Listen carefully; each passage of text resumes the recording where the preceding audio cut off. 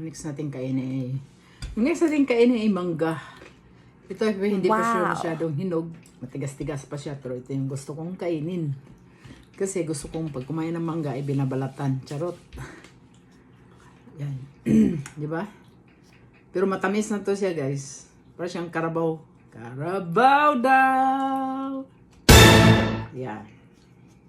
Madali lang siya balatan pag ano. Easy sa akin pag ganito eh.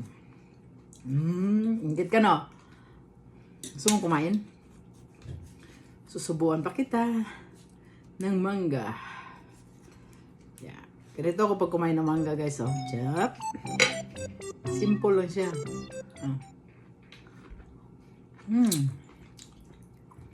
Tamis. Pag ganitong klaseng mangga. So gusto ko siya. Sa mahilig din sa mangga ito. Sarap. Sarap kasi pag kumain pag ganito, parang lalo na yung nakaupo ka sa puno ng mangga, tapos biglang nahulog sa'yo, charot. Ayun. Okay. Maraming kita ulit.